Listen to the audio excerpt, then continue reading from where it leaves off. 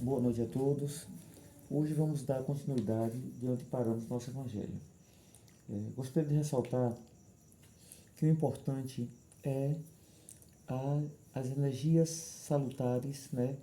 Ou a egrégora, como dizem, ou seja, tudo aquilo que a gente consegue criar de energia positiva em torno do nome de Jesus, em torno do bem, em torno do raciocínio pelo bem. Nós sabemos que a mente é criadora. Então, pensando no bem, pensando no amor, né, que para nós que somos cristãos, o representante é Jesus. Então, vamos criar toda essa energia. Vamos fazer uma prece inicial e vamos dar continuidade ao estudo nesse Evangelho. Porque esse estudo, ele cria uma atmosfera positiva, uma atmosfera de proteção espiritual na nossa casa e nas nossas vidas. Senhor Jesus, te agradecemos imensamente pela tua bondade e pela tua intercessão junto a Deus. Senhor Jesus, o Senhor é o nosso pastor e nada nos faltará. O Senhor é aquele que disse que se uma ovelha ficar para trás, o Senhor retornará para buscá-lo e as 99 ficará esperando. Isso é uma grande lição. Então é isso que precisamos aprender. Aprender na teoria e aprender na prática. Gratidão, Jesus.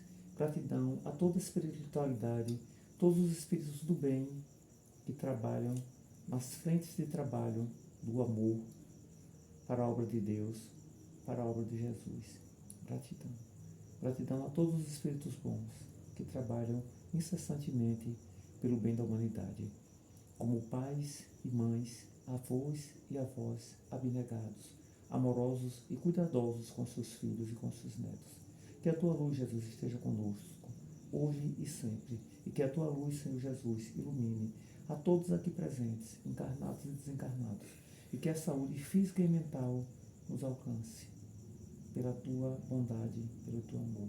Que assim seja. Então, vamos começar. O computador fechou aqui, esse momento da prece, mas aqui eu vou abrir. A linguagem aqui está um pouco diferente, gente. Aqui nós vamos ler assim, ó. É certo que tratados se hão escrito de moral evangélica, mas aqui é porque são dois tradutores diferentes, né? Depois no final eu posso até falar que é o tradutor desse e o tradutor desse. Eu vou explicar para vocês. Mas se quiserem escutar, só escuta, que meu filho vai ler. Se quiserem ler, aqui vocês podem botar em mudo e vocês leem também. Mas eu acho que vale a pena escutar. Eu estou botando aqui só para acompanhar. Vamos lá, filho. Foram feitos, é verdade, tratados da moral evangélica, mas a adaptação ao estilo literal moderno rouba-lhes a ingenuidade primitiva que lhes dá. Ao mesmo tempo, o encanto e a autenticidade ocorrem mesmo com as máximas isoladas, reduzidas à sua mais simples expressão proverbial. Não são mais, então, que aforismo. Isso mesmo. Aforismos, com S. Isso. Que perdem uma parte do seu valor e do seu interesse, pela ausência dos acessórios e das circunstâncias nas quais foram dadas. Quer comentar? Sim, porque ele fala aforismo aqui é como se fosse enfeites. Aforismos. Aforismos, nunca vi essa palavra. Isso.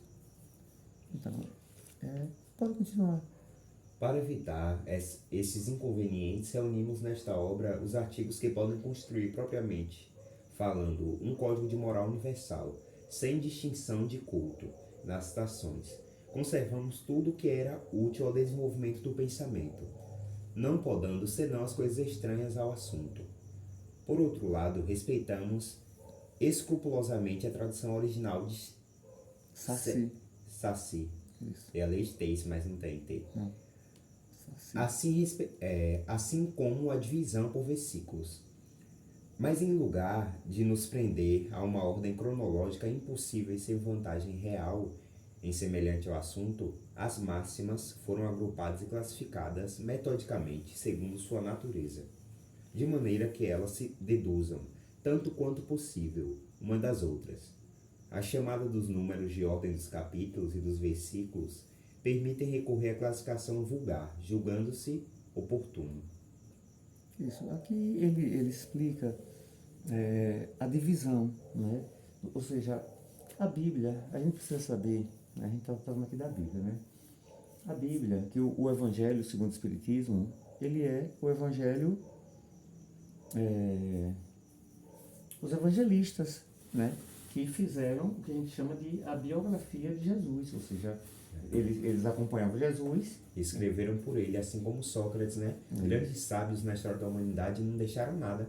Porque podia chegar alguém e modificar a fala dele e dizer, ó, Jesus falou isso. Mas não foi Jesus que falou. Ele não falou nada, ele não escreveu nada. Entendeu? No caso, então não se pode deturpar uma fala dele porque ninguém vai saber que foi o imperador que deturpou. Exatamente. Então vamos falar diretamente. E isso aconteceu muito. Então, assim, a Bíblia, né, a Bíblia inteira, né, como nós costumamos falar aqui, né, ela é um compêndio de escritos, manuscritos. Sim. Então, são manuscritos de todo tipo. Hoje, para quem é da área de letras, né, se você conversar com uma pessoa que é formada em letras, ela vai te apresentar todo o tipo de literatura. Né? Então, todo tipo de literatura o quê? Nós temos, né, conto é um tipo de literatura, música é um tipo de literatura, música sacra é outro tipo de literatura.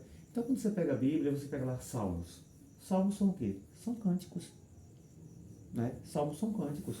Então, você tem, na Bíblia, você tem todo tipo de escrito, todo tipo de literatura. Você tem louvor, você tem lamentações. Então, assim, é preciso uma pessoa que é formado num curso de teologia sério, né? Ou então uma pessoa que é formada na área de letras, a pessoa vai saber entender isso, se quiser se aprofundar. Né? A pessoa formada na área de letras, se quiser se aprofundar na teologia, vai saber isso. Então, o que é que acontece? A sequência da Bíblia, depois de tantas traduções, né, que na época de Jesus, as línguas dominantes eram o aramaico e o hebraico. Né? O hebraico era a língua maior e o aramaico a menor. A diferença do aramaico para o hebraico era como se fosse hoje a diferença do espanhol para o português. Dá para entender, mas tem um pouquinho de diferença de um para o outro, mas dá para entender. Dá para se esforçar a entender. Exatamente. Aí depois disso, quem era o inglês da época logo em seguida, né, depois, era o grego.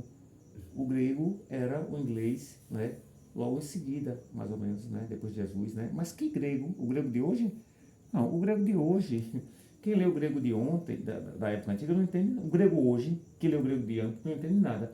Assim como nós brasileiros, se lermos a carta de Pero Vaz Caminha, né, não vai entender nada também. Não vai entender quase nada. Né? Porque o português é totalmente diferente. As cartas da criação do Brasil. Exatamente. Então, assim, essa Bíblia, que foi escrita em aramaico e hebraico, ela foi traduzida para o grego koiné, o grego antigo.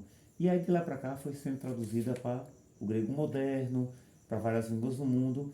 E, por último, bem recentemente, um bebezinho recém-nascido foi traduzida para o inglês. Né? Traduzida para o inglês. Do inglês, aí pronto. Aí se espalhou, né, para os Estados Unidos e para o mundo. E aí todo mundo faz a sua tradução. Mas a gente não pode esquecer o seguinte. O que é que a Ludutra fala? O que tem de original da Bíblia? Nada. O que tem de original dos escritos dos evangelistas? Marcos, Mateus, né, João, Lucas, o que tem, e os outros evangelistas também, que foram excluídos, né? Nada. Nada de original. Por quê? Porque eles faziam muitas cópias, porque eles eram muito perseguidos e as coisas eram muito queimadas. E desse fazer cópia, vai pegando o quê? Vai pegando o costume de cada um. E depois o pessoal foi deturpando. Então, assim, a Bíblia, por si só, ela é um milagre. Porque mesmo com tanta deturpação, que os poderosos, milhares e milhares e milhares de poderosos no planeta, modificaram ela ainda consegue unificar um número imenso de cristãos. Nós somos qual religião maior do mundo? O cristianismo. É a maior de todos? São 2 bilhões e alguma coisa de pessoas. O islamismo está em segundo com 1 bilhão e 400. Pois é. Então, assim, olha o que meu filho está dizendo aqui. O cristianismo ainda é a maior religião do mundo. Então, isso por si só já é um milagre. Já é um milagre. Porque o tanto que gente poderosa e rica e políticos de Roma, da Grécia, De vários outros da estados Europa, de todos os países do mundo, modernos. da África, das Américas, não sei o quê. Fizeram o possível, não, deturparam mesmo a Bíblia. Não é brincadeira. E a Bíblia ainda consegue ter. E aí, gente, quando eu falo 1 bilhão, 2 bilhões, eu não estou falando de quantidade, não. É quantidade, mas estou falando da qualidade. Porque assim, a gente ainda consegue ter cristãos. A gente ainda consegue ter uma Bíblia que a gente consegue extrair dela o bem que Jesus quis pregar. Que Jesus trouxe a lei do amor. A gente lembra que Jesus vem depois de Moisés. Moisés, a gente classifica hoje, Moisés trouxe a lei civil. Moisés era um jurista. Jesus é amoroso. Jesus trouxe a lei do amor, né?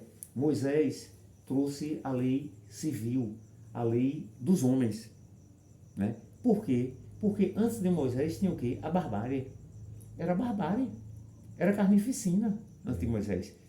O filme nos Estados Unidos, que retrata os Estados Unidos do início dos Estados Unidos, chamado Gangues de Nova York, eu não recomendo ninguém assistir, não assista. Eu assisti quando era jovem, é horrível, é uma carnificina. Então, um dia desse era uma carnificina. Imagine antes de Moisés o que era. Então, era triste. Então, Jesus veio trazer a lei do amor, porque Moisés trouxe a lei civil, trouxe a lei de igualdade. Moisés, Um olho por um olho, um dente por um dente, e não carnificina. Moisés veio tirar a sociedade do -20 para o zero. É. Aí Jesus veio sair do zero para aumentar. Para aumentar, para subir. Moisés foi equilibrar, entendeu? Deixar um pouco, mais ou menos. Mais ou menos. Moisés vai trazer a proporcionalidade. É. Então, assim, e a gente tem hoje uma Bíblia que nós, cristãos de boa vontade, conseguimos extrair, sim, se quisermos, se tivermos boa vontade, extrair o amor. Porque está aí ainda, apesar de todo deturbação. Então, é isso, gente. Está em 12 minutos nosso evangelho, né? E a gente... Vamos continuar aqui a leitura. No próximo. Não estaria aí senão um trabalho material, que sozinho não teria sido senão de uma utilidade secundária. O essencial era colocá-lo ao alcance de todos pela explicação das passagens obscuras e o desenvolvimento de todas as consequências, tendo em vista a aplicação a diferentes posições da vida. Foi o que tentamos fazer com a ajuda dos bons espíritos que nos assistem. Muitos pontos do Evangelho, da Bíblia e dos autores sagrados em geral não são inteligíveis. Muitos mesmos não parecem irracionais, senão pela falta de uma chave para compreender-lhe o verdadeiro sentido. Essa chave está inteiramente no Espiritismo, como já se convenceram aqueles que o estudaram seriamente, e como ainda o reconheceram melhor mais tarde. O Espiritismo se encontra por toda a parte na Antiguidade e em todas as épocas da humanidade. Que eu venho mudar um pouco a fala dele, né? Não o Espiritismo, mas o espiritualismo. Sim. Em todas as épocas da humanidade. Isso. Até muito antes de religiões como o islamismo e o judaísmo, que são velhas, né? Sim. Porque nós somos espíritos, não é? Nós somos espíritos e a comunicação com o mundo espiritual sempre houve, né? A questão que Moisés proibiu é porque Moisés proibiu a bagunça. Mas o espiritismo está em toda a Bíblia. A comunicação espiritual, ou espiritualismo, que é mais abrangente, Na né? Europa se chamava esoterismo, das religiões nativas europeias. Então, quando a pessoa, né, quando seu pai, né, sua avó, sua bisavó ia para alguém fazer uma rezadeira rezar para curar você de alguma coisa, pergunte a seu avô, pergunte a sua avó, se seu pai for mais velho, tiver 50 anos para cima, pergunte a seu pai, pergunte ao seu avô, sua avó, sua bisavó, pergunte se não tinha essa rezadeira. Isso é espiritismo. O espiritismo é uma ciência, gente, grandiosa. Né? Nos países como a China, por exemplo, eles têm o culto aos antepassados. Isso é espiritismo. Em todo mundo tem. Espiritismo é comunicação. A gente é isso. É engraçado. Todas as religiões, né? Todo o cristianismo aceita que nós somos espírito, mas não pode existir espiritismo. Gente, pelo amor de Deus. Então, como é isso? É água, mas não pode existir H2O? Explica. Não pode existir gelo. É água, mas não pode existir gelo? É água, mas não pode existir vapor? O vapor não pode formar nuvens? Como é isso aí? É por isso que, se ele abre horizontes novos para o futuro, derrama uma luz não menos viva sobre os mistérios do passado. Certo? Pode ir. Como complementado de cada preceito, juntamos algumas instruções escolhidas entre as que foram ditadas pelos Espíritos, em diversos países e por mérito de diferentes médiuns. Se as instruções tivessem saído de uma fonte única, elas teriam podido sofrer uma influência pessoal ou do meio, ao passo que a diversidade de origens prova que os Espíritos dão seus ensinos por toda parte, e que não estão todo mundo mentindo, né? E que não há ninguém privilegiado a esse respeito. Isso. Todos temos mediunidade, né? Em níveis baixos. É então você sair aí pra qualquer lugar, pra escola, trabalho, chega em alguém aleatório e perguntar se ele já viu algum espírito, ele vai dizer que sim. 70% de chance dele dizer que sim. Esta obra é para o uso de todo mundo. Cada um nela pode tirar os meios de conformar sua conduta à moral do Cristo. Os espíritas nela encontrarão, por outro lado, as aplicações que lhes concernem, mais especialmente, graças às comunicações estabelecidas de hoje em diante, de um modo permanente, entre os homens e o mundo invisível, a lei evangélica, ensinada a todas as nações pelos próprios Espíritos, não será mais uma letra morta. É o que fala, né? A letra morta e a letra mata, o Espírito vivifica, lembrei disso. Porque cada um a compreenderá e será incessantemente solicitado em praticá-la pelos conselhos dos seus guias espirituais. As instruções do Espírito são, verdadeiramente, as vozes do céu, que vêm esclarecer os homens e convidá-los à prática do Evangelho. O Evangelho de Jesus.